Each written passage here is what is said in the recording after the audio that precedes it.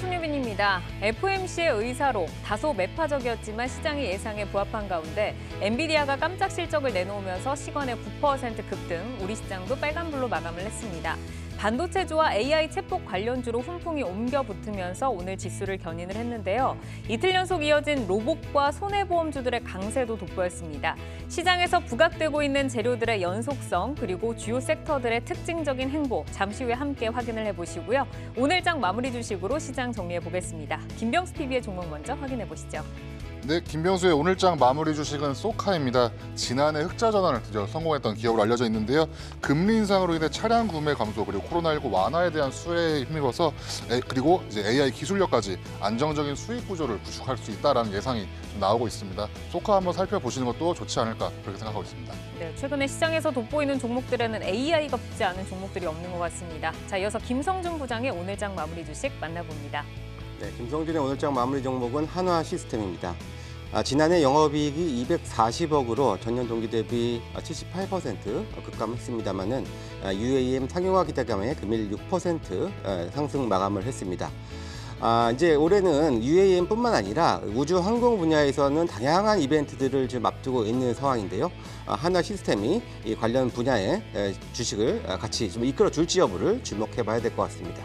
네, 한화시스템, 도심항공 모빌리티, 우주항공청 이런 적극적인 정책 지원이 예상되는 산업에서 강점을 보유를 하고 있습니다. 성장 동력, 확장성을 잘 따라가 보셔야겠고요. 최수창 파트너의 오늘장 마무리 주식은요?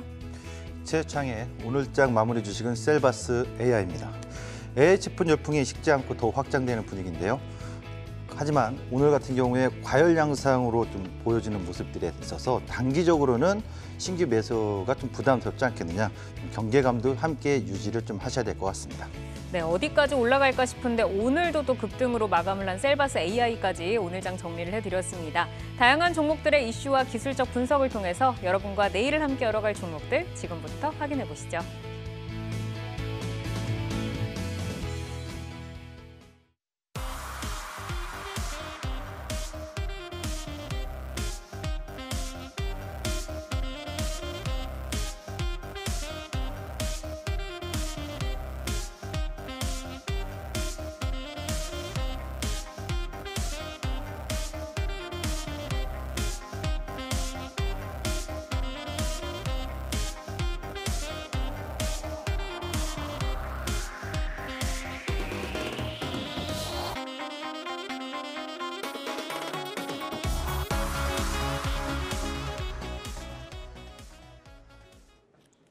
이슈를 통해 성장주와 주도주를 찾아보는 종목인 이슈. 엔비디아의 호실적에 동반 강세를 보인 반도체주, 그리고 정부의 비대면 의료체계 확립 소식에 들썩인 원격의료 관련주 진단을 들어보도록 하겠습니다. 자, 전일에 미국의 엔비디아가 깜짝 호실적을 발표를 하면서 시간의 거래에서 급등을 했습니다. 그러다 보니 국내 반도체주에도 모처럼 반등의 이 훈풍이 불어왔는데 AI 반도체의 성장성이 부각이 되고 있긴 하지만 여전히 쌓여가는 D램 재고 지금 4년 내 최대치라고 하는데요. 반도체 혹한기는 더 길어질 것이다라는 우려도 상존하고 있습니다. 챗 GPT발 훈풍이 반도체의 게임 체인저가 될 수 있을지 잠시 후에 의견을 들어보도록 하겠습니다. 자, 이어서 원격 의료입니다. 정부가 비대면 의료 체계를 확립하는 등 24시간 소아 의료 체계를 개선하겠다라는 소식을 전해왔죠. 그러다 보니 원격 의료 관련주들이 오늘 시장에서 들썩였는데 의료계 반발이라든지 아직 해결해야 하는 과제가 산적해 있기 때문에 본격적인 시장이 열리기까지는 시간이 꽤 필요할 것이다라는 의견도 있습니다. 과연 원격 의료 시장의 본격 개화가 어떻게 물꼬를 터뜨려 갈지 앞으로 주목을 해봐야겠습니다. 자, 반도체에 먼저 좀 질문을 드려보겠습니다. 엔비디아가 이제 깜짝 호실적을 발표를 하면서 반도체 주도 견인을 했고 좀 시장의 분위기를 좀 바꾸는 것 같은데 챗 GPT가 실적을 이끌었다라는 분석이 지금 나오고 있습니다. 엔비디아의 이번 실적 내용을 어떻게 조금 평가를 하시는지 들어보고 싶고 오늘 반도체주 이제 반등이 좀 나왔는데 연속성에 대해서는 어떻게 좀 바라보실까요? 우선 이제 엔비디아를 살펴봐야 되겠죠. 어제 실적 발표된 걸 보면 사실 좋지는 않습니다. 전년비 대비해서요. 매출은 7조 8,900억 발표했는데 매출은 21% 하락했고요. 그다음에 순이익 같은 경우 1조 8천억 정도인데 이것도 한 50% 이상 하락했습니다. 근데 실적이 전년비에서 좋지 않음에도 불구하고 좋게 반응했던 것은 두 가지인 것 같습니다. 하나는 예상치를 넘어섰다. 또 하나는 2분기 전망이 긍정적이다. 그러니까 앞으로 미래 전망에 대해서 높은 점수 주면서 시간의 급등을 좀 하는 모습들이 나타났고 이것이 우리나라 증시에도 좀 영향을 미쳤다고 봐야 되겠습니다. 근데 엔비디아하고 국내 반도체하고 어떤 영향이냐 지금부터 좀 보시면 한 가지 좀 볼게. 엔비디아에서 H100이라는 그 제품인데 이 부분에 있어서 CPU하고 GPU가 있는데 최근에는 이제 AI라든가 빅데이터 클라우드로 가면서 CPU보다는 GPU 쪽에서의 데이터 연산 처리 방식을 훨씬 더 쳐주고 있기 때문에 여기에 연관된 국내 반도체 업계에서 광대역 메모리 반도체, HBM 메모리 반도체를 많이 들어보셨을 텐데 이 부분에 있어서 SK하이닉스와 삼성전자, 특히 SK하이닉스가 처음으로 개발했고 지금 8단까지 쌓아놓는 모습에 있어서 엔비디아 실제 납품을 하고 있거든요. 이런 점에 있어서 국내 업체들이 좀 같이 훈풍이 좀 부는 영향이 있었다라고 좀 봐야 되겠습니다. 반도체 업계에서 이제 주목할 것은 향후에 AI 관련된 데이터도 있습니다. 데이터 서버, DRAM 수요도 증가가 있겠습니다만 또 하나는 실제로 지금 이번 달 안에 칩스법, 지금 화면에 잠깐 나오는 것부터 먼저 설명을 드려야 되겠네요. 방금 전에 나왔던 화면을 보시면 DRAM, 모바일, 그다음에 PC가 있는데 PC는 이제 한 13%대고 모바일 분야에서의 올해 좀 수요가 부진하지 않겠느냐 이런 전망이 있고 대신 서버 쪽은 더욱더 증가할 것이다라는 전망인데 그렇다면 결국 방금 전에 제가 엔비디아 얘기했을 때 서버 DRAM 쪽으로 구축하는 수요가 지속적으로 반도체 업황의 성장을 이끌 것이다라는 게 첫 번째 요인이고 두 번째는 반도체주의 반등 상승이 연속성이 있을 거냐인데 우선 하나 짚어봐야 될 게 이 칩스법입니다. 국내에서는 지금 여야의 어떤 칩스법에 대해서 논란이 있습니다만 우리나라의 칩스법이 중요한 게 아니고요. 미국의 칩스법이 작년에 발표됐는데 세부 사항이 이달 말에 이달 안으로 발표될 예정이거든요. 네. 그래서 삼성전자, SK하이닉스는 유예 기간을 1년 받았습니다. 올 10월까지. 하지만 어떤 식으로 더 유예를 받거나 어떤 조건에 있어서 국내 업체들이 피해를 볼지 아니면 좀 긍정의 시각이 나올지 이 칩스법 미국에서 세부 사항이 발표되기 직전까지는 국내 반도체 업체들은 아직은 갈팡질팡하게 눈치 보고 있는 게 아니냐 이렇게 좀 보여지고요. 업황 자체를 본다면 이 이슈 말고 업황 자체를 본다면 결국은 서버 DRAM 쪽에서의 수요는 오늘 확장적이고 수요가 증가했기 때문에 최근에 이제 챗봇에서 AI 열풍이 부지 않습니까? 결국 AI를 하려면 고성능 반도체가 필요하거든요. 그래서 메모리 반도체 업계에서는 올해 빅테크 기업들, 특히 MS라든가 구글이라든가 또 네이버, 카카오 국내에서는 또 통신 3사 등등 AI 관련된 열풍이 불기 때문에 이 서버 DRAM 쪽에 대한 수요는 지속적으로 증가할 수 있다. 업황이 2분기가 바닥일 것이라고 보고 있는데 조금 늦어져서 3분기에 턴어라운드 하더라도 결국 반도체는 살아날 수 있는 기준이다. 지금 당장 랠리의 단기적인 상승을 보여주기에는 약간의 좀 부족함이 있습니다만 차후에 2분기, 3분기 가면서는 결국 반도체가 주도 상승을 이끌 수 있다는 전망이 있어서 지금 시점에서 반도체주 모아가는 관점으로는 저는 긍정적으로 봐도 좋다 이렇게 말씀드리고 싶네요. 네, 뭐 지금 나오고 있는 뭐 챗봇이나 AI나 뭐 자율주행이나 모든 게 이제 반도체가 필요하기 때문에 사실 장기적으로 봤을 때 올 2분기, 3분기 뭐 이렇게 지날수록 더 좋아질 것이다라는 말씀이신데 사실 오늘 이제 반도체주가 모처럼 조금 강했지만 이 업황 환경에 대해서는 또 좋지 않은 뉴스들이 계속해서 좀 나오고 있습니다. 특히 올해 1분기에 글로벌 D램의 공급 초과율 10여 년 만에 이제 정점을 찍었다고 하는데 지금 뭐 재고에 대한 논란이 있는 가운데 또 뭐 재고 해소에 대한 또 희망도 있고 사실 또 뭐 최악의 곡소리가 날 때 주식에 투자를 해야 된다라는 격언도 좀 있긴 하지만 D램의 이제 공급 초과율이 100%를 넘기는 건 이제 뭐 그전을 봤을 때도 기록적으로 좀 흔치 않은 일이기 때문에 반도체 업황 회복 시기를 우리가 조금 예상하는 그 하반기보다 더 늦춰질 수도 있는 거 아닌가 하는 우려도 좀 나오는 것 같아요. 김성준 부장께서는 이 회복하는 것에 대해서 어떻게 좀 보세요? 예, 좀 말씀하셨던 것처럼 올 1분기에 D램의 초과 공급 초과율이 112.5%에 달한다고 합니다.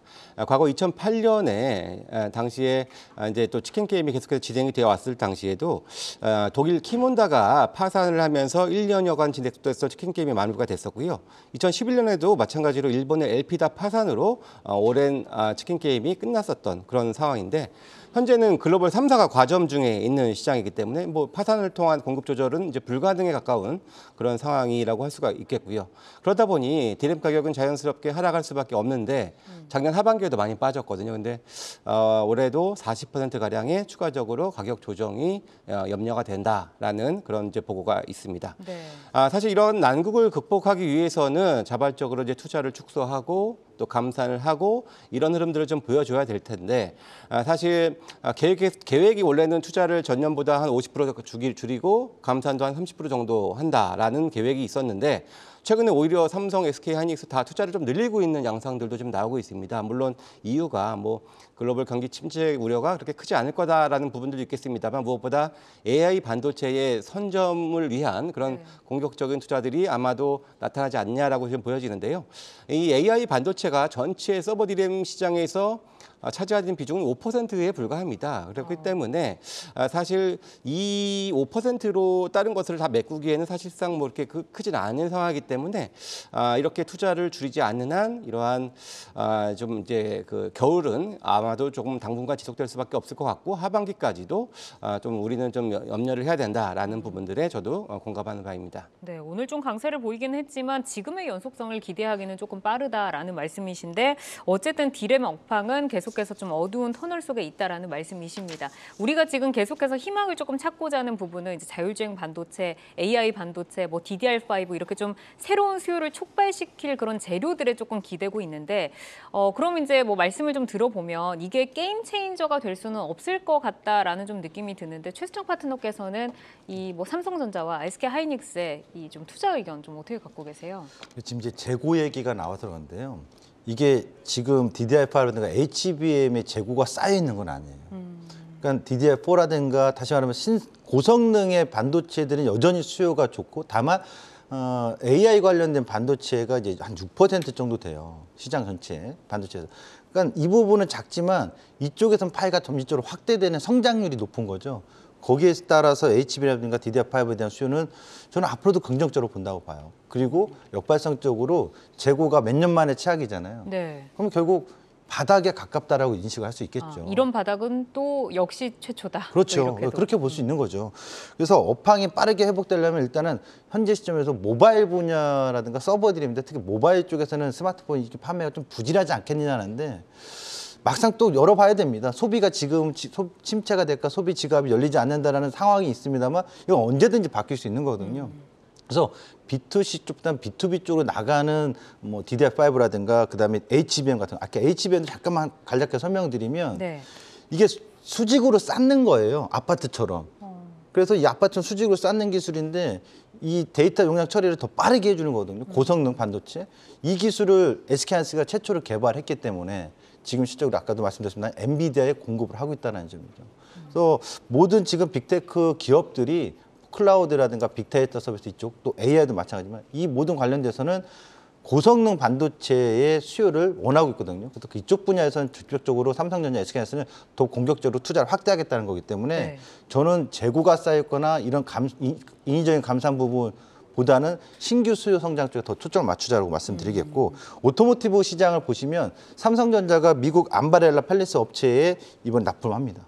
근데 테슬라에도 지금 자율주행 관련된 납품하거든요. 그러니까 파운드리 쪽은 삼성전자는 이쪽을 확대하겠다는 전략이기 때문에 이 분야 쪽은 앞으로 더 성장성이 높고 더 커질 수 있다. 시장 규모도 커지는 데 있어서 삼성전자가 더 생산을 원하는곳까지 확대를 한다고 하니까 관련주들도 계속해서 지속적으로 좀 봐야 될 것 같고요. 네.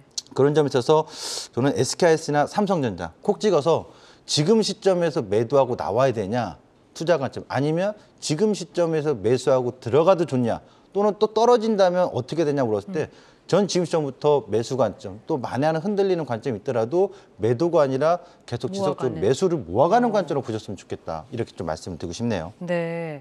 어쨌든 이제 삼성전자와 SK 하이닉스에 있어서는 지금의 위기를 기회로 조금 활용을 해보자라는 말씀이십니다. 좀 모아가는 전략으로 장기적으로 좀 투자 관점 보자라고 하셨는데 그러면 이제 저희가 반도체 관련주들도 이제 좀 움직이고 있잖아요. 좀 소부장주들에 대해서 좀 질문을 드려보도록 하겠습니다.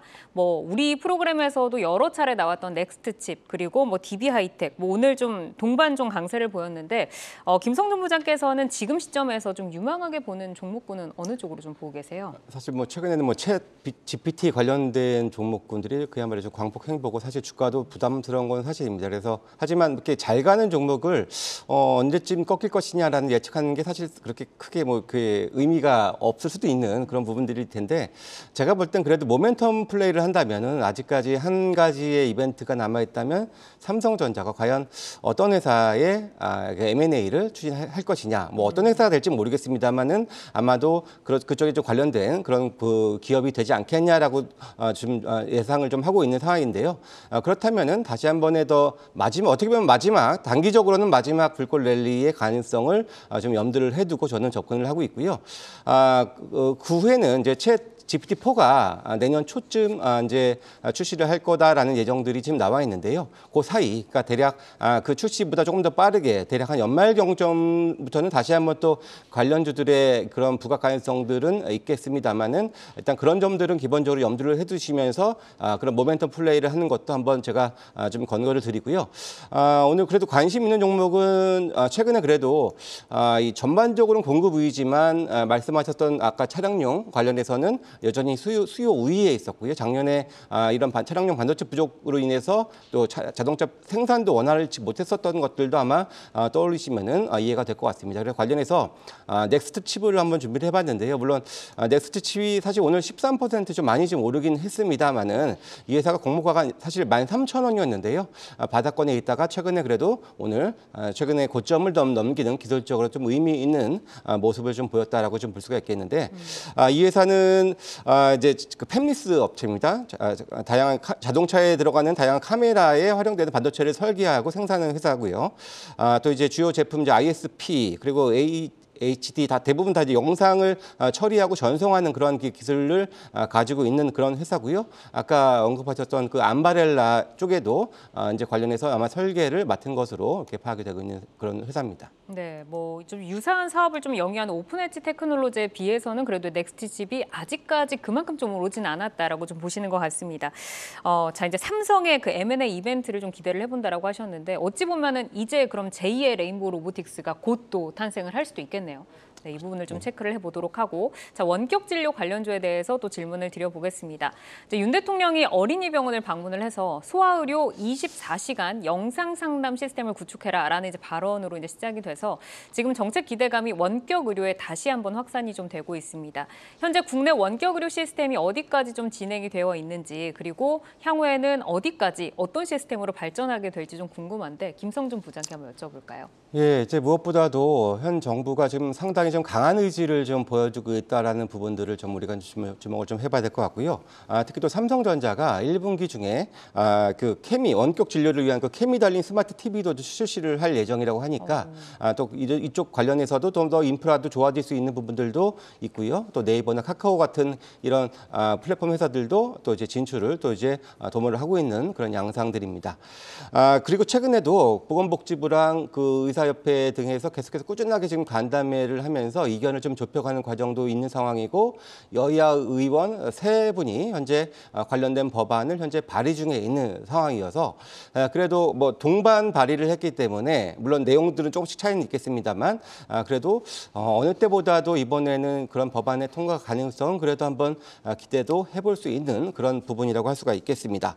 물론 이제 인프라 관련해서는 기본적으로 우리나라는 뭐 IT 인프라가 워낙에 좋고요. 그리고 기본적으로 코로나19 영향으로 인해서 현재 한시적으로 지금 원격 진료를 일부 좀 제한적으로 시행을 하고 있는 중에 있습니다. 그렇기 때문에 관련된 인프라나 시스템에 있어서는 그렇게 크게 뭐 문제시 될 것 같지는 않는데요. 하지만 사실 이 원격 의료 관련해서는 오랜 기간 캐캐 묵은 그런 또 이제 논란들은 있어 왔잖아요. 이게 뭐 사실상의 의료 민영화다. 그리고 개인정보 유출로 인해서 이게 보험회사만 배불려주는 것이 아니냐라는 여러 가지 또 그런 약간 또 논란들은 좀 있는 부분들이기 때문에 이런 것들이 과연 추진하는 데 있어서 여러 가지 좀 잡음들은 있을 여지가 분명히 존재합니다. 그렇기 때문에 무조건 될 것이다라는 그런 관점보다도 일단은 법안이 통과되고 여러 가지 진행되는 과정들을 좀 우리가 확인을 해가면서 우리가 좀 대응해야 되지 않겠냐 이렇게 보여집니다. 네, 약 복용 부작용이나 뭐 의료 책임에 대한 뭐 분란 같은 것들도 지금 계속해서 제기가 되고 있긴 한데 그래도 뭐 전에 비해서는 이 비대면 진료, 원격 진료에 대해서 시장이 좀 더 넓혀진 것 같다라는 좀 생각은 듭니다.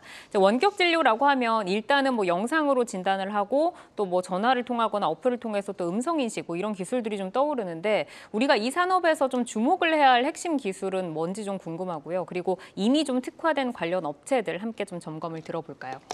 우선 핵심 기술은요. 클라우드 소프트입니다. 소프트웨어 쪽인데 우리나라가 소프트웨어가 강하진 않거든요. 네. 그 클라우드 소프트웨어 쪽에 강점이 있어야 되는데 대표하는 기업이 있냐? 없습니다. 사실상. 뭐 아마존에서도 실제로 아마존 케어를 하고 있는데 미국에서도 비교를 해보면 이 지금 뭐 경미한 약 처방 같은 경우는 해요. 네. 구매를 할 수 있게끔 하는데 우리나라에서 클라우드 소프트웨어라든가 이 플랫폼에 있어서 아주 독보적이다. 뭐 이렇게는 보일 수는 없는데 그래도 거기서 찾자면 이지케어텍. 네, 국내 상위 병원 한 10개에서 절반 이상을 6개 정도를 이 회사가 의료정보 시스템 솔루션을 보유하고 있거든요. 그다음에 일반적으로 이제 굿닥이라고 해가지고 회사 사명이 케어랩스죠. 네. 케어랩스. 이 회사 굿닥이라 해가지고 이 솔루션이 또 병원 예약 진료라든가 이런 서비스를 하거든요. 요 정도의 플랫폼 회사가 있는 성격이고 이 비대면 원격 진료라는 것은요. 디지털 기기의 보급도 상당히 중요합니다. 근데 또 중요한 건 플랫폼 자체도 중요하고 소프트웨어도 중요한데 기기도 있어야 되잖아요. 이 기기의 개발도 중요한데 또 하나 중요한 게 있습니다. 시니어 집단, 실질적으로 노인이라든가 이런 비대면 원격 진료를 선호한다. 그 대상의 수요가 대부분 노인 시니어 집단이 많거든요. 네. 근데 시니어 집단이 이 기기를 제대로 다룰 수 있는 사용할 수 있는가. 이것도 이제 있기 때문에 원격 진료라는 것은 제가 봤을 때 4, 5년 전에 오바마 헬스케어 있을 때부터 네. 얘기 나왔었잖아요. 지금도 계속 이 얘기는 이슈화가 되고 단기 테마성으로 좀 되고 있지. 사실상 원격 진료의 시대가 본격적으로 열리는 데까지는 저는 먼 길이 필요하다. 아직도. 네, 이렇게 좀 보여지네요. 네. 관련 기업에서 아까 했던 이지케어텍에서 케어랩스 같은 경우가 의료정보 솔루션에서 좀 앞서고 있기 때문에 이런 이야기가 나올 때 좀 더 단기적인 테마 성격의 부각이 좀 되고 있다. 이 정도 보셨으면 좋겠습니다. 네, 우선 이제 이어지는 기업은 좀 꼽아 주셨는데 지금 이제 원격 의료 관련주에서 강세를 보인 기업들이 또 AI와 또 함께 엮여 있습니다. 뭐 뷰노 있고요. 그리고 저희가 또 여러 차례 소개를 해드렸던 루닛이 지금 대장주로 좀 나서고 있는 모습인데 이 두 기업도 한번 진단을 받아보겠습니다. 강점 그리고 성장성에 대해서 부장님 어떻게 보시나요? 예, 일단 뭐 뷰노, 루닛 둘 다 이제 AI 쪽에 더 가까운 그런 회사이기 때문에 뭐 오늘 이 원격 진료 쪽이랑은 어떻게 보면 또 연관이 이렇게 높지는 않다라는 점 먼저 말씀을 드리고요. 일단 둘 다 기본적으로는 성장성은 상당히 좀 좋다라고 먼저 말씀을 좀 드립니다. 뷰노 같은 경우는 사실 상장 초기 3만 원대에서 뭐 재작년이었죠. 근데 계속해서 좀 약세를 보이다가 퍼포먼스가 안 났기 때문에 주가도 빠졌겠죠. 그런데 최근에는 그래도 올해 들어서는 본격적으로 좀 이제 턴어라운드까지도 기대할 수 있는 회사로 좀 발돋 좀 할 것으로 보여지는데요. 기본적으로 이제 엑스레이나 CT 같은 그 영상 촬영물을 가지고 분석을 해서 뭐 어디가 아픈지 뭐 진단하고 또 처방도 하고 또 어떻게 될 것이 예측까지 하는 그런 이제 종합 AI 솔루션 회사라고 보시면 되고요. 또 작년 8월에 런칭한 심정지 예측 솔루션이라는 그러한 또 그런 기계도 작년 8월에 런칭해서 올해 총 한 40개 정도의 대형 병원, 뭐 대학병원 같은 회사 곳에 납품을 할 예정이어서 이쪽 관련된 매출에 대한 기대감으로 올해 흑자 전환까지도 한번 노려볼 만한 회사라고 할 수가 있겠고요. 네. 루닛 역시도 마찬가지로 뭐 꾸준히 성장할 수 있는 회사, 대부분 해외 매출을 하고 있고 암 조기 진단 시장도 계속해서 확대되고 암도 이제 뭐 유방암 계속해서 늘려가고 있는 추세이기 때문에 관련 성장도 상당히 좀 좋다라고 보여지고요. 또 이제 바이오 마커 부분 쪽에서도 지금 해외 쪽에서의 꾸준한 성장세 보여지기 때문에 이 회사도 상장 전 장외에서 한 6만 원대까지도 맞아요. 인기가 굉장히 상당히 좀 뜨거웠었던 회사인데 상당히 연초 안 좋아 상장 후에 안 좋았었던 건데 또 AI 바람을 타면서 또 이제 기업의 가치도 재부각되고 있는 만큼 계속해서 좀 주목을 해볼 만한 그런 회사라고 말씀드립니다. 네, 뭐 시장 환경이 조금 어려웠지만 다시 또 밸류를 재산정을 해볼 수 있는 또 그런 시점이다라고 좀 말씀을 주셨습니다. 자, 지금 이제 뭐 비대면 진료, 원격 진료에 대해서 좀 들어보면 아직도 노이즈가 많이 남아 있고 개화 시기는 조금 멀었다라고 좀 봐야 될 것 같은데 최수정 파트너께서는 그럼에도 불구하고 이 종목 조금 성장이 기대가 된다는 종목이 있으실까요? 있죠. 오늘 이제 보면은 이슈에서 종목부터 얘기하는데 이 오늘 원격으로 관련된 기업하고 방금 전에 했던 기업들이 좀 헷갈리지 않았으면 좋겠어요. AI와 네. 원격으로 관련주. 네, 그러니까 지금 오늘 움직인 건 제가 볼 때는 비대면 소아 전문 이 진료 정책. 네. 이 부분은 사실상 지금 공공성이라고 좀 봐야 돼요. 소아과 관련된 의료진 자체가 인력이 부족한 상황이니까 그러니까 어떻게 보면 고육지책으로 나온 거지 이것이 대대적으로 원격 진료로 확산되기는 쉽지 않을 것이다. 워낙에 이해관계가 상충된 게 많고 보안, 기원전 400년 전 히포크라테스 시대부터 지금까지 개인 환자 정보는 노출이 안 돼요. 미국에서도 지금 이게 쉽지 않은데 우리나라가 먼저 선점하는 이거 쉽지 않을 거라고요. 그래서 여러 가지 이해상충가 있는데 어쨌든 오늘 이 이슈는 공교롭게도 비대면 소화 얘기 나오다니까 AI 관련된 의료기기들이 같이 오늘 동반 상승 강하게 보여줬다고 보여줘서 네. 저는 원격 진료는 콕 찍어서 단기성 테마나 단기성 이슈로 그리고 국회에서도 지금 비대면 관련 발의를 하는데 이 내용을 살펴보면요. 만성질환자라든가 아니면 도서 상간 지역에 있는 환자들이 병원에 가기 힘든 분들. 네, 그런 분들 대상으로 좀 허용하는 아주 경미한 부분에 허용을 좀 개정하려고 하는 법안이 나왔거든요. 그렇다면 대대적인 원격까지는 아직은 좀 빠르다. 이슈화가 되기.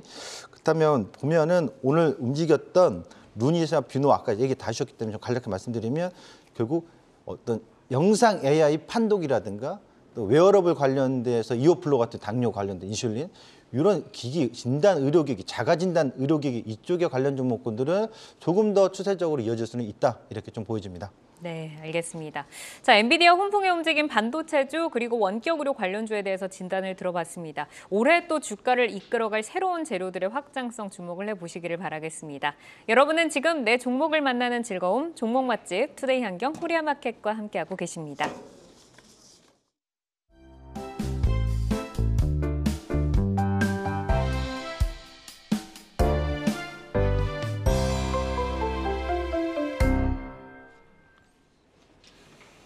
주식창 조회수를 통해 투자자분들의 관심 종목 만나보는 조회수 업앤다운 시간입니다. 오늘 선정된 종목 만나보기 전에 인바디가 실적을 공개해서 살펴보고 가겠습니다. 작년 4분기 영업이익이 120억으로 전년 대비 34% 증가한 실적을 공시했습니다.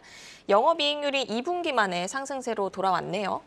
네, 인바디 같은 경우에는 체성분 분석기를 이제 매출의 69%를 차지하는 업체로 알려져 있고 세계 1위인 업체로 알려져 있습니다. 뭐 인바디 검사라는 게 대명사로 나와 있을 정도로 연평균 한 20%가량의 성장을 보이고 있었다라고 요약을 드리고 싶습니다. 4분기 매출액 같은 경우에는 한 430억 가량이 나오게 돼서 전년 대비 한 13%가량 성장하는 모습을 보였고 연 누계로 따져봐도 작년 한 해 동안 연매출이 그 직전 연도 대비 한 16% 그리고 영업이익도 한 14%가량 증가하는 한 해를 보냈기 때문에 이 이후에 한국 시장 외에도 중동 또는 유럽 시장까지도 진출하는 모습을 보였고 특히 요새 근래에 미 해병대 쪽 기사도 함께 나오게 됐기 때문에 인바디 살펴보시면 더 좋을 것 같습니다. 네, 알겠습니다. 이렇게 인바디 실적까지 살펴봤고요. 계속해서 오늘 선정된 종목 화면으로 먼저 만나보겠습니다. 엔비디아 호실적에 오늘 동반 급등한 삼성전자와 SK하이닉스 그리고 다시 고개를 든 로봇주에서 가장 강한 탄력을 보이고 있는 종목이죠. 뉴로메카 나와 있습니다. 그리고 오픈엣지 테크놀로지, 셀바스 AI, 바이오니아 등이 올라와 있는데요. 오늘은 레인보우 로보틱스, 오스템 임플란트, 솔트룩스 만나보겠습니다. 먼저 솔트룩스부터 보겠습니다. 문화체육관광부가 한국형 챗 GTP로 문화 기반을 마련한다는 소식이 전해졌죠. 솔트룩스는 공공기관과 다수의 언어 빅데이터 사업을 수행한 이력이 부각됐습니다. 오늘 21% 강하게 상승하며 마감을 했고요. 이어서 레인보우 로보틱스 살펴보겠습니다. 로봇주가 이틀 연속 랠리를 이어가고 있습니다. 삼성전자의 투자로 올해 외형 성장에 대한 기대감이 다시 확산되고 있는데요. 오늘 8% 상승하면서 78,000원 선에 마감했습니다. 오스템 임플란트 계속해서 보겠습니다. 주당 19만 원의 매수가로 진행된 공개 매수 종료를 하루 앞두고 오늘 급락세를 보였습니다. 장중 8%까지 낙폭을 키웠었는데요. 마감은 4% 하락으로 18만 800원에 종가를 형성했습니다. 네, 그러면 먼저 솔트룩서부터 김병수 PB님과 살펴보겠습니다. 문화체육관광부가 한국형 챗 GPT로 문화 기반을 마련한다는 소식에 수혜주로 부각되면서 급등을 했는데요. 공공기관과 다수의 사업을 수행한 이력이 강점으로 작용을 하는 것 같습니다. 먼저 기술 강점과 향후 수주 가능성 체크해 주실까요? 네, 솔트룩스 같은 경우에는 이제 대화형 인공지능 그리고 증강 분석 빅데이터 사업 등을 영위한다라고 알려져 있기 때문에 인공지능 클라우드 사업에서 가장 어떻게 보면은 각광받을 수 있는 업체 중에 하나다라고 좀 말씀드려보고 싶습니다. AI 빅데이터 솔루션 등을 이제 용역 매출에서 한 88%가량 차지하고 있고 라이선스 매출에서 한 10% 등으로 매출이 구성되어 있을 정도로 소프트웨어 쪽 업체다라고 표현이 되어 있다. 이렇게 요약을 드리고 싶고 오늘 같은 경우에는 문화체육관광부제 즉 정부에서 K-챗GPT라는 것을 마련하면서 한국어를 잘하는 AI 개발을 지원하겠다라고 밝혀지게 됐습니다. 솔트룩스 같은 경우에는 이번에 국립국어원 지난 경험이죠. 국립국어원과 구어 말뭉치 한 1.5만 시간 그리고 준구어 한 1,500만 어절 등을 이제 데이터베이스화하는 수주를 이력을 갖고 있기 때문에 만약에 챗 GPT 또는 음성 데이터를 가지고 있는 음성 AI 쪽 시장에서 만약에 정부가 의지를 갖고 투자를 한다면은 솔트룩스가 충분히 관심을 받을 수 있다라고 이야기가 나오고 있고 특히 아시아 업체 중에는 최대 규모인 100만 시간 이상의 음성 데이터를 보유했다라고 알려져 있기 때문에 음성 데이터 시각 또 그리고 음성 AI 쪽 시장에서 솔트룩스가 충분히 많은 관심을 받을 수 있다라고 좀 말씀을 좀 드려보고 싶습니다. 네, 여러 신뢰받을 수 있는 레퍼런스를 가지고 있기 때문에 음성 AI 쪽에 강점이 있는 회사다라고 설명을 해주셨는데요. 6거래 연속 상승하면서 52주 신고가를 오늘 다시 썼습니다. 차기 복권 사업 선정 또 리서치 아름과의 협력 이슈 같은 외형 확장을 이끌어갈 소식들이 연이어 나오고 있는데요. 그러면 올해 레벨업된 성장세를 저희가 기대해봐도 좋을지 대응 전략까지 함께 듣겠습니다. 네, 말씀하신 것처럼 독립 리서치 업체죠. 리서치 아름과 함께 협력을 하고 있다는 이유가 나왔는데 솔트룩스의 자회사 플루닛이라는 회사가 가상인간을 활용해서 주식 정보를 조금 제공하는 이런 서비스를 제공하는 MOU를 체결했다라는 이야기가 나오고 있습니다. 주가 같은 경우에는 요 근래에 좀 많이 급등하는 모습을 보였습니다. 방금 말씀하신 것처럼 오늘 같은 경우에만 한 21%가량 상승하는 모습을 보였는데 앞으로의 성장 가능성은 충분히 좋게 보고 있지만 재진입 또는 다시 한번 투자를 고민해봐야 하는 시점에서는 한 3만 원 선을 먼저 확인을 하셔야 되지 않을까라고 생각을 하고 있습니다. 이 3만 원 선을 잘 지킬 수 있다면은 그리고 앞으로 나아가는 데이터 AI 또는 이런 음성 AI 시장에서 충분히 관심을 받을 수 있다라고 말씀 좀 드려보고 싶습니다. 네, 3만 원대 지지를 확인하고 재진입하는 게 좋겠다란 전략까지 짜주셨습니다. 이어서 레인보우 로보틱스 보겠습니다. 로봇주가 다시 고개를 들고 있는데 오늘 8% 상승세로 반등에 나섰습니다. 1차적으로 삼성전자와의 그 협력 기대감이 주가를 이끌었다면 2차적으로 한 단계 레벨업을 위한 트리거는 뭐라고 보실까요? 네, 레인보우 로보틱스 같은 경우에는 상장한 지 좀 오랜 시간 조금 지지부진한 주가 흐름을 보이다가 올해 초에 좀 주가 상승을 크게 이끌었습니다. 이 이유는 삼성전자의 투자가 조금 이어졌다고 그것 때문에 주가가 많이 올랐다라는 이야기가 나오고 있는데 삼성전자 같은 경우에는 레인보우 로보틱스의 한 10%가량을 주주를 갖고 있는 2대 주주로 알려져 있습니다. 삼성전자의 투자를 받은 로봇 업체이기 때문에 많은 관심을 받게 되었고 세계 로봇 시장 같은 경우에도 2020년 기준으로 한 30조 원 정도의 시장이 형성되어 있습니다. 23년에는 이게 29조 원 그리고 나아가서 30년에는 197조 원까지도 성장할 수 있다라는 리포트가 함께 나오고 있기 때문에 로봇 시장은 앞으로 충분히 성장할 수 있는 원동력이 있다라고 이야기가 되어 있습니다. 그 이유로는 이제 인플레이션과 함께 코로나19를 겪어봤기 때문이다라는 그런 원인의 분석이 나오고 있는데 코로나19나 이제 인플레이션이 장기화되게 되면서 인건비가 굉장히 많이 부담이 되고 있습니다. 이걸로 인해 로봇 투자가 충분히 활발하게 되고 있고 실제로 기술력을 갖춘 업체들이 좀 주가가 상승하는 모습을 보이지 않았나라고 좀 말씀 좀 드려보고 싶습니다. 네, 로봇 시장 확장에 따른 외형 성장을 기대해 볼 만하다란 말씀이셨는데 2월 들어서 7만 원대 박스권에서 벗어나지 못했거든요. 오늘 5일선 위로 올라오면서 20일선도 돌파를 했습니다. 그러면 신규 투자자분들도 관심을 가져볼 만한 가능한 가격대일까요? 어떻게 보면은 1월 말부터 2월 한 달 동안 대략 0.5% 정도 움직였기 때문에 주가의 변동성이 좀 적었다라고 좀 횡보하는 모습을 보였다라고 좀 말씀을 좀 드려보고 싶고 이번에 주가 같은 경우에는 오늘 한 8%가량 오르는 모습을 보였습니다. 한 7만 원 선을 아마 지지할 수 있는 모습을 충분히 살펴볼 수 있다면은 이 다음도 한번 노려볼 수 있을 것 같고 바로 위쪽으로는 한 8만 5천 원 선에서 저항가 또는 목표가를 생각하시는 게 좋을 것 같습니다. 이 8만 5천 원 선을 무사히 잘 넘어갈 수 있다면은 다음 트리거가 나와서 아마 레인보우 로보틱스 또는 로봇 산업이 다시 한번 관심을 받게 될 수 있는 게 아닐까라고 생각을 하면서 8만 5천 원과 7만 원 선을 살펴보시면서 투자를 이어 나가시는 것을 좀 말씀을 드려보고 싶습니다. 네, 알겠습니다. 이어서 오스템 임플란트입니다. 공개 매수 종료를 하루 앞두고 있는데요. 공개 매수는 목표대로 잘 마무리가 될까요? 어떻게 보면 공개 매수라는 것부터가 살펴본다면 좋을 것 같은데 공개 매수라는 경우에 이제 마감일 2거래일 전까지 매수를 완료해야 공개 매수에 어떻게 보면은 낙일이라고 생각하시면 좋을 것 같습니다. 배당도 마찬가지로 2거래일 이전에 포함해야 배당 낙일에 들어간 것처럼 어제였죠. 어제가 공개 매수 낙일이다라고 표현이 되고 있습니다.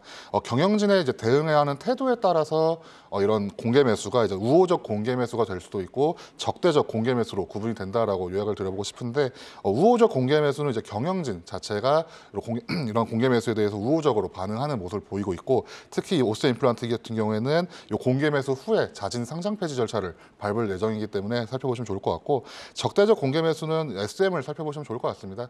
적대적 M&A를 돌입하고 있기 때문에 이거에 대해서 반발할 경우 적대적 공개 매수다라고 말씀을 드려보고 싶고 공개 매수가는 19만 원으로 알려져 있습니다. 그렇기 때문에 이번에 주가가 많이 오른 이후에도 19만 원 선에서 더 이상 오르지 않은 모습을 보였고 이 이후에는 아마 거래 정지가 시작이 될 건데 거래 정지는 대략 15영업일 정도를 예상하고 있기 때문에 약 한 달 정도는 거래 정지가 이어질 것이다. 그리고 그때 자진 상장 폐지 또는 앞으로 어떻게 될지가 결정이 될 거기 때문에 오스템 임플란트도 내일 그리고 그 이후 다음 주부터도 한번 살펴보셔야 할 필요가 있지 않을까라고 좀 말씀드려보고 싶습니다. 네, 공개 매수가가 19만 원이고 이후에는 그 15 영업일이 거래 정지가 될 예정인데요. 공개 매수 계획을 밝힌 주가가 이제 19만 원이었잖아요. 그래서 이제 19만 원 밑에서 계속 유지를 했었는데 오늘 마감을 18만 원을 깨진 않았지만 주가 밀리면서 18만 800원으로 마감을 했습니다. 그러면 저희가 공개 매수 종료 이후 어떤 점에 주목을 해야 할까요? 네, 오스템 임플란트 이제 최대 주주 오스템 임플란트 사모펀드죠. 펀드에서도 밝힌 거는 공개 매수 후에 상장 폐지 수순을 밟겠다라고 알려져 있기 때문에 앞으로의 가격 향방, 가격이 오를 것인지 빠질 것인지에 대해서 말씀드리는 거는 그렇게 큰 의미가 있진 않다라고 좀 말씀을 드려보고 싶습니다. 하지만 이제 내일이 지난 이후에 코스닥 쪽에서 자진 상장 폐지 지분인 이제 어떻게 보면 지분이 90% 이상일 텐데 이 사모펀드 이 PEF에서 지분을 90% 이상, 우호 지분을 90% 이상 갖고 올 수 있을지가 굉장히 중요하지 않을까. 그리고 그 이후에 정상적으로 상장 폐지 수순을 밟는다면은 19만 원 선에서 모두 만족하는 절차로 이제 상호가 이제 끝나지 않을까라고 생각을 하고 있습니다. 네, 자진 상장 폐지를 할 수 있는 지분 조건이 90% 이상인데 이걸 확보할 수 있는지 여부를 잘 체크해 보자라는 말씀이셨습니다. 오늘 조회수 업앤다운은 솔트룩스와 레인보우 로보틱스, 오스템 임플란트 점검을 해봤습니다. 지속되는 로봇 그리고 AI 종목군들의 순환매 잘 따라가시면서 종목별로 탄력적으로 대응해 나가셔야겠습니다. 종목 조회하고 궁금증도 풀고 조회수 업앤다운은 주식창을 통해 확인하실 수 있습니다.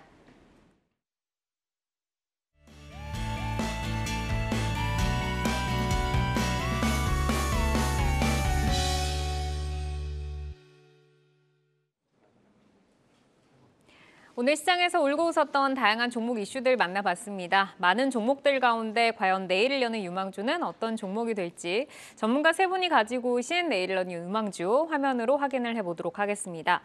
자, 김병수 PB 대한해운 그리고 김성준 부장 HSD 엔진, 최수창 파트너 두산 테스나 가지고 오셨습니다. 두산 또 최근에 조금 움직이나요? 엔비디아 훈풍에 또 반도체주들이 다시 관심을 받으면서 두산 테스나를 오늘 또 가지고 오셨는데 주목하시는 이유 먼저 들어볼까요? 두산 테스나는요. 삼성전자 파운드리 확대하겠다.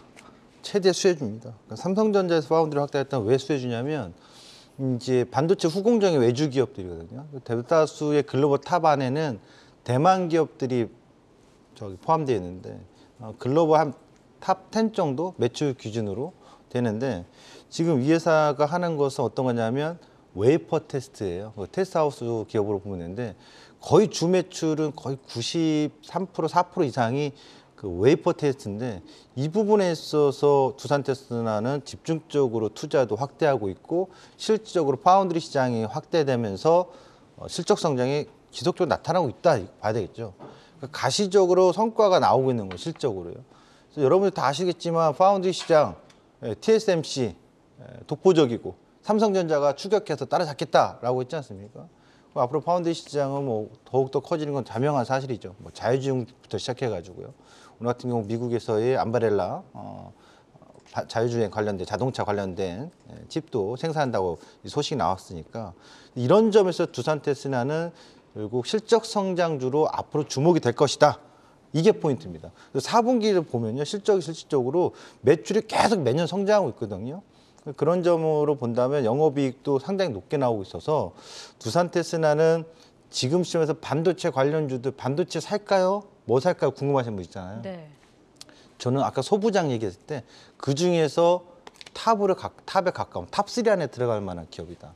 네, 그래서 두산테스나는 지금 시점에서 가격 대응을 보면 저는 차트를 한번 보고 설명드릴까요? 네, 차트를 제가 직접 보여드리겠습니다. 차트를 보면 현재 이 지점이죠. 여기서 외바닥에서 기술적으로 올라서고 그 다음에 눌렀다가 여기까지 이제 가짜 눌림이 돼서 전저점이 깨질 수 있는 거였는데 돌아 올라오면서 넘어왔잖아요. 직전 고점 때는. 직전 고점 때 넘어온 게 한 35,000, 6,000원인데 여기는 이제 상승 초입 국면에서 매수 자리다. 이렇게 보시면 되겠어요. 그래서 저는 매수가 5,300원인데 하여튼 요 35,000원 전후에서 눌리는 거나 올라가는 거는 잡아도 되는 매수가. 목표가는 저는 5만 원까지. 기간은 5만 원 가려면 한 달 만에 가면 얼마나 좋겠습니까만은 실적 장세로 실적주로 가는 거기 때문에 최소 6개월 이상은 보셔야 될 것 같고요. 그다음에 손절가는 한 3만 원 이탈을 보면 되지 않을까 이렇게 보여집니다. 그러니까 지금 반도체 투자를 하고 싶다 하는 분들에게 지금 좀 매력적으로 좀 볼 수 있는 종목 두산테스나를 소개를 해주셨는데 어쨌든 이제 후공정에서 반도체 오사트를 하는 업체로 지금 이제 소개를 좀 해주셨습니다. 자, 그러면 김성준 부장의 종목으로 넘어가 보도록 하겠는데요. 오늘 HSD 엔진을 가지고 오셨어요. 이제 친환경 선박 관련해서 시장에서 좀 주목을 하는 종목인데 매력 포인트 먼저 들어볼까요? 예, 일단 무엇보다도 가격인데요. 최근에 이제 한화 임팩트가 HS 엔진의 최대 주주로 등극을 하는 그런 이제 계약을 체결을 했는데 이제 세론 뉴스가 있었습니다. 그날 외국인들 기관들이 동반 순매도가 강했고요. 그날 5%가 넘는 하락을 보였던 모습인데 사실 이것이 과연 그러면 악재냐? 아니죠. 결과론적으로는 상당한 호재가 될 수 있다라는 부분들인데요. 기본적으로 HSD 엔진은 이제 최대 매출이 대우조선해양 한화가 인수한 대우조선해양이 최대 매출이고 다음 이제 삼성중공업이 한 30% 가량, 그다음에 중국을 비롯해서 기타가 한 이제 20% 후반 정도 이렇게 차지를 하고 있는 그런 회사인데요. 기본적으로 또 이제 친환경 그 연료 관련해서도 대우조선해양과 메탄올 엔진 또 이제 암모니아 수소 관련된 같은 연료의 엔진을 공동 개발을 지금 해 왔었던 부분들이기 때문에 인수에 상당한 시너지가 있을 거라고 보여지고요. 기본적으로 작년에도 매출의 2배가 넘는 수주가 1조 한 8천억, 9천억 가량의 숫자가 좀 나왔었습니다. 그래서 2025년까지도 안정적인 이익 창출은 가능하리라 보여지고요. 특히나 수주의 80%가 넘는 부분이 이중 연료 엔진입니다. 그러니까 친환경 엔진에 물론 완벽한 친환경은 아닌데 하이브리드 엔진이라고 보면 되는데요. 네. 그거를 거쳐서 이제 메탄올 이런 엔진으로 좀 넘어가는 이런 이제 엔진에 그렇게 갈 텐데 이게 상당히 더 수익성이 높습니다. 그런 점들을 감안해 봤을 때 회사에서 예상하는 그런 실적보다 더 뛰어난 실적을 보여줄 개연성이 상당히 좀 높다라는 부분들 먼저 좀 말씀을 좀 드립니다. 그래서 올해 영업이익이 대략 한 600억 정도, 1,100억 정도를 지금 사측에서 예상을 하는데 아마 이건 좀 더 넘을 가능성이 있다라고 말씀을 드렸고요. 그렇다면 2024년도 내년도 실적으로 본다면은 PER 기준 한 8배 정도가 좀 안 되는 그런 정도의 수준이기 때문에 좀 장기적으로 더 매력을 좀 보여줄 수 있지 않겠냐라고 말씀드릴 수 있겠습니다. 네, 뭐 정책도 지금 뒷받침을 해주고 마진도 앞으로 확대될 예정인데 무엇보다 중요한 거는 지금 매력적인 가격이다라고 하셨어요. 그러면 이 매력적인 가격대에서 어디까지 조금 열어두고 볼 수 있을까요? 예, 기본적으로 이제 차트를 지금 보면서 좀 말씀을 드릴 것 같은데요. 최근에 조선주들 특히 뭐 삼성중공업을 중심으로 해서 턴어라운드 기대감의 주가가 좀 많이 올랐고요. 같이 동반 상승을 했다가 좀 홀로 이렇게 좀 조정을 받는 모습 보여지면서 직전의 고점 돌파했었던 고점까지도 좀 내려가는 흐름을 좀 보여왔었습니다. 물론 시장에서 워낙에 지금 핫한 종목군으로 단기적인 수급이 좀 쏠림 현상은 있겠습니다만은 그래도 이런 회사들은 좀 시장이 좀 다소 좀 불안해지더라도 안정적으로 좀 더 장기적인 관점에서의 투자 가능하리라 이렇게 기대를 해보고요. 일단 목표는 제가 지난번에도 한번 소개했을 때랑 마찬가지로 10,000원으로 계속해서 좀 유지를 해보고요. 손절 가격은 일단 7,300원 최근에 저점대 수준으로 제시를 해드리도록 하겠습니다. 네, 뭐 하나의 그 투자에 있어서 약간 이제 기사가 그때 좀 처음에 오보로 뜨면서 하나 임팩트가 결국 MOU를 체결을 했는데 그 당시 좀 주가가 오르지 못하고 좀 흔들렸습니다. 목표가는 10,000원 제시를 해주셨고요. 자, 이어서 김병수 PB의 종목 대한해운으로 넘어가 보도록 하겠습니다. 이번 주에 이제 해운주 탄력도가 좀 좋았습니다. 반등세를 계속해서 이어갈 수 있다고 보시는지 그 가운데서 대한해운인 이유도 함께 들어볼까요? 어떻게 보면 해운주와 함께 철강주가 조금 오르는 모습을 보였습니다. 결국에 리오프닝에 대한 수혜주를 철강과 또는 해운 그리고 이제 화학까지 석유 화학 사업까지도 찾아볼 필요가 있지 않을까라고 생각을 하고 있고요.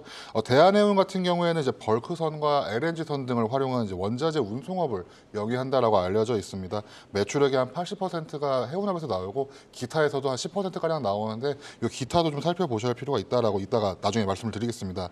BDI, 발틱 드라이 인덱스라고 표현이 되어 있는 건화물선이죠. 건화물이라고 하기에는 석탄이나 철광석 등을 건화물이라고 표현하게 되는데 석탄이나 철광석들이 운영되는 지수가 1년 전 한 1,400가량 나오고 있던 1년 전 대비 지금 한 절반 수준입니다. 500 후반 정도가 나오고 있기 때문에 이는 이제 결국에 물동량 감소가 그 원인이다라고 이야기가 나오고 있고 결국에는 코로나19의 장기화로 이야기가 나오고 있다라고 말씀드려보고 싶습니다. 하지만 중국 같은 경우에 이제 경제 활동이 증가될 것으로 기대가 되고 있기 때문에 올해 중국에서 사용할 이제 에너지라든지 원자재 쪽에서 수요가 충분히 증가할 수 있다라는 이야기가 함께 나오게 되면서 중국발 수요 증가가 조금 기대된다라고 말씀드려보고 싶습니다. 마찬가지로 이번에 브라질 어떻게 보면 유명한 철광석 수출국이죠. 브라질 쪽에서 우기가 좀 있었고 중국 춘절도 1월, 2월에 있었기 때문에 중국 춘절과 브라질 우기 등 이제 악재가 좀 해소가 되면은 BDI 지수가 조금 반등하지 않을까라는 기대 어린 시선도 있고 특히 브라질 쪽에서 우기가 이제 끝나게 되면 철광석 물동량이 증가하게 되고 중국에서도 수요가 충분히 증가할 수가 있기 때문에 이를 살펴보시면 좋을 것 같습니다. 특히 대한해운 같은 경우에는 2023년에 대형 LNG 중박선 두 척을 포함해서 총 3척이 인도될 예정이기 때문에 운송량도 충분히 늘어날 수 있다라는 이야기가 나오고 있고 아까 말씀드렸던 기타 매출 10%에 이제 임대업이 들어가게 됩니다. 대한해운 같은 경우는 SM그룹에 속해 있으면서 24년에 7월까지 이제 임대 아파트 970세대가 분양 전환이 된다라는 이야기도 함께 나오고 있습니다. 결국에 2년간 이제 매출이 확보가 된다는 얘기인데 기타에서도 매출이 충분히 나오고 있기 때문에 대한은 어떻게 보면은 이제 BDI 지수가 충분히 회복할 수가 있다면은 물동량이 증가하게 되고 이에 관련해서 매출액이 충분히 증가할 수 있는 개연성이 있지 않을까라고 말씀을 드리면서 대한해운 그리고 페노션과 현대글로비스와 함께 대한해운도 살펴보실 필요가 있지 않을까라고 좀 말씀 좀 드려보고 싶습니다. 페노션, 현대글로비스도 함께 보자라는 말씀이시고 BDI 지수 조금 확인을 해야 되고 기타 사업도 잘 해내고 있다라고 하셨습니다. 자, 그럼 이제 가격대는 어디까지 좀 볼 수 있는지 전략 들어볼까요? 네, 지금 대한해운 같은 경우에는 대략 시가총액 한 8천억 정도 수준을 유지하고 있습니다. 그렇게 큰 회사는 아니지만 주가 상승을 좀 보시면은 지금 현재 2,400원 정도에서 왔다 갔다 하고 있는 모습을 보이고 있습니다. 요 위로 한 2,900원 정도 선을 1차적으로 목표가로 말씀을 좀 드려보고 싶고 이걸 만약에 넘어갈 수가 있다면은 BDI 지수가 충분히 상승했다라고 말씀을 드릴 수가 있을 것 같고 아래쪽으로는 대략 한 2,300원 선을 또 손절 또는 다시 한번 투자를 이어나갈 수 있는 제 고민가라고 표현을 하고 싶은데 2,300원 선에서부터 대략 한 2,900원, 3,000원 언더에서 살펴보시는 것이 대략 한 2분기까지 투자하실 때 운송업 특히 대한해운 쪽으로 살펴보실 필요가 있지 않을까라고 말씀을 좀 드려보고 싶습니다. 네, 알겠습니다. 자, 저희 AS 종목 하나 좀 듣고 가도록 하겠습니다. 김성준 부장께서 1월 27일에 코스모화학을 가지고 오셨었어요. 그 당시 종가가 22,000원대였는데 오늘 38,000원에 거래를 마쳤습니다. 최근에 또 굉장히 잘 올라오고 있고 오늘 음봉이긴 했지만 또 아래 꼬리 달면서 좀 올라오면서 거래를 마쳤거든요. 지금은 좀 단기 과열 구간으로 봐야 될까요? 아니면 계속해서 좀 들고 가 볼까요? 예, 사실 뭐 2차 전지 관련주라고 본격적인 관련주는 사실 올해부터 본격화될 거라고 보여지는 그런 회사였고요. 사실 워낙에 좀 소외됐었던 제가 그런 회사인데 제가 작은 에코프로라고 제가 설명을 드렸던 바가 있었던 그런 회사죠. 뒤늦게 좀 이제 많이 좀 부각이 됐었고 뭐 최근에 좀 많이 좀 올랐어요. 그죠? 꽤 상승을 했는데 전 개인적으로 좀 시장에 대한 고민을 좀 최근에 좀 이제 하고 있는 상황이에요. 이제 기본적으로 지금 이거 이머징 마켓 관련돼서 외국인들의 자금이 어느 정도 좀 턱에까지 찬 상황에서 추가적으로 외국인들 매수가 더 강하게 유입되긴 조금 어려운 환경도 있을 것 같고 네. 또 이제 뭐 무역수지 적자 이런 부분들도 좀 만성화되고 있는 부분들 때문에 또 환율에 대한 불안감까지를 안고 있습니다. 그래서 종목에 대한 문제라기보다도 일단 시장에 대한 부분들을 좀 염두에 두시면서 저도 좀 이제 분할 매도의 관점으로 좀 더 이익 실현의 관점으로 서서히 좀 줄여 나가자라는 말씀을 드리고요.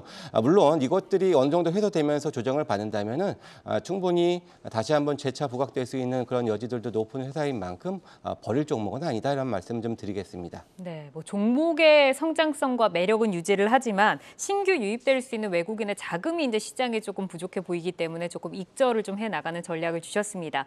자, 투데이 안경 코리아 마켓 코리아마켓 내일 여는 유망주, 최수창 파트너의 두산테스나, 김성준 부장의 HST 엔진, 김병수 PB의 대한해운까지 만나봤습니다. 방송이 끝난 뒤에도 유튜브에 내여주 검색하시면 다시 보실 수 있습니다. 꼼꼼하게 돌려보시면서 전략 한 번 더 체크를 해보시기를 바랍니다. 함께해 주신 최수창 와우넷 파트너, 김성준 하이투자증권 도곡 WM센터 부장, 김병수 DB금융투자 잠실지점 PB 여기서 인사드리겠습니다. 고맙습니다. 네, 종목을 만나는 즐거움 종목 맛집 투데이 한경 코리아마켓. 오늘 저희는 여기서 인사드리겠습니다. 오늘도 함께해 주신 여러분 고맙습니다.